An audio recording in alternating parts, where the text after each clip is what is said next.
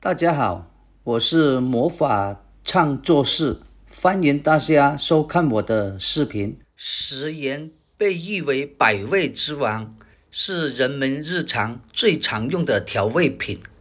如果在烹饪或凉拌菜中不加盐，那味道简直无法入口。因此，即使厨艺再高超，没有食盐的调味也是徒劳。然而，许多朋友可能不知道，食盐不仅仅可以食用，它在生活中还有很多实用的用途。如果不去了解，实在是太可惜了。今天我将详细介绍食盐在生活中的多种用途，大家可以通过视频一起来学习哦。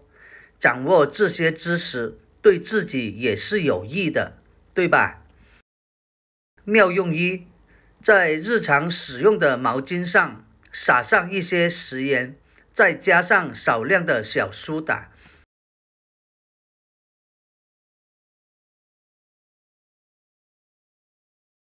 接着用热水冲洗一下，然后将毛巾浸泡20分钟。毛巾是我们生活中必不可少的用品之一，不知道大家有没有注意到，使用时间长了的毛巾表面会沾染很多油脂，变得发黄且滑腻，干燥后也会变得很硬，显得越来越脏。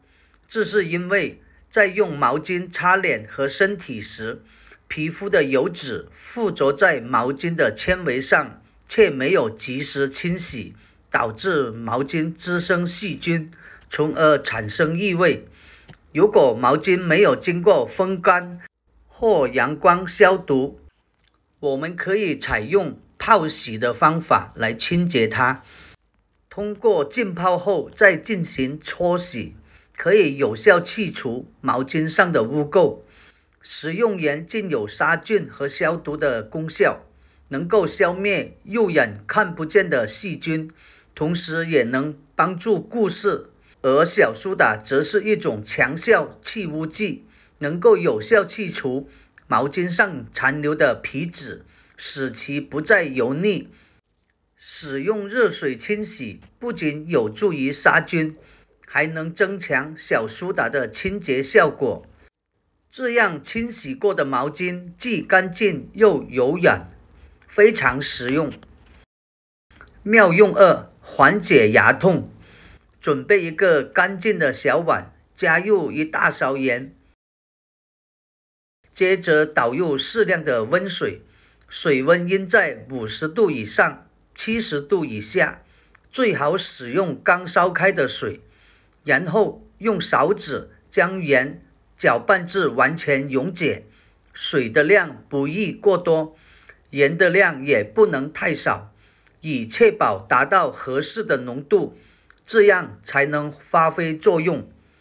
充分搅拌至盐完全溶解后，我们就调制好了高浓度盐水。那么这种盐水的用途是什么呢？当然不是用来饮用的。如果正好碰到晚上没有办法去看牙医，你们可以像我一样，准备一碗浓度较高的盐水，盛上1勺盐水，含在嘴里，一会儿后再吐掉，之后可以再含一次。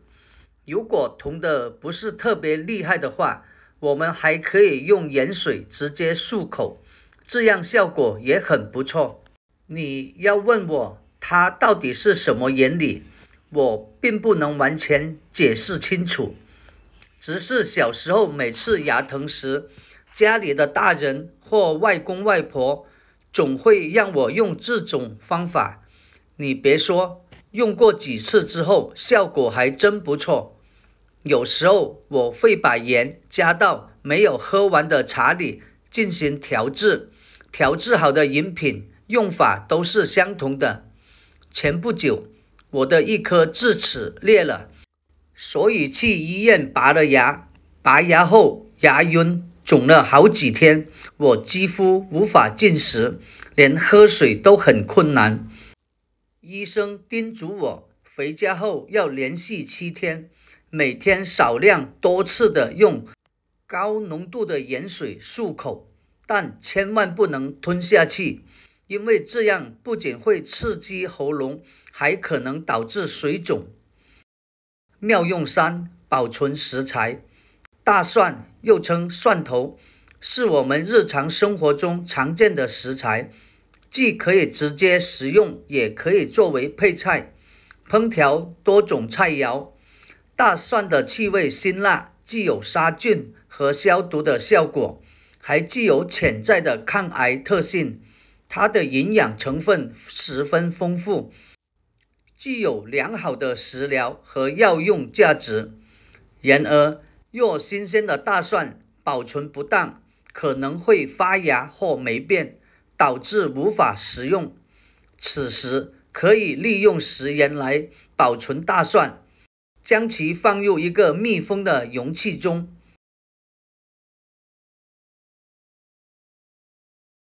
我们准备一张纸巾，放入适量的食盐，再包裹起来，并用皮筋固定。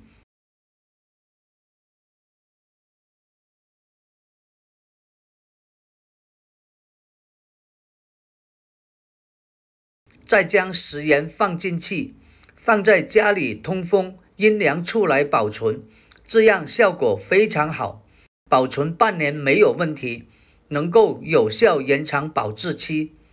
在保存之前，首先要检查大蒜是否有发芽或腐烂的情况，如果发现有，一定要挑出来，否则会影响其他大蒜的品质。用食盐保存大蒜的主要原理在于食盐的优良吸水特性，它能有效吸收水分，从而防止大蒜受潮。此外，密封的环境也使得大蒜不易发芽，因此这种方法在短时间内可以有效保护大蒜，大家可以尝试一下。妙用4：当然，食盐也可以用来洗脸。我们可以先在手上挤一些洗面奶，然后双手揉搓出泡沫，接着加入1勺食盐，将其与洗面奶均匀混合，然后在脸部的各个区域轻轻按摩搓洗。这种方法不仅有助于去除黑头，而且洗完后皮肤会更加光滑。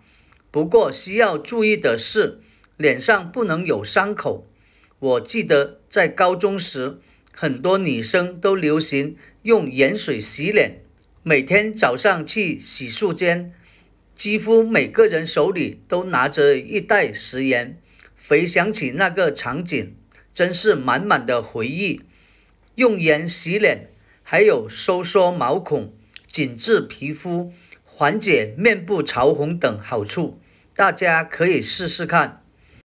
没想到看似普通的食盐竟然有这么多用途。好啦，今天的视频内容呢就分享完了。喜欢我的视频的朋友们，记得点赞、转发、分享哦。希望可以帮助到更多的朋友。或许你有更多更实用的小技巧，欢迎评论区留言分享哦。点击我的视频头像，还可以观看更多的生活技巧。每天呢都会分享不同的精彩视频，别忘了关注我哟。感谢你的支持，我们下期再见啦。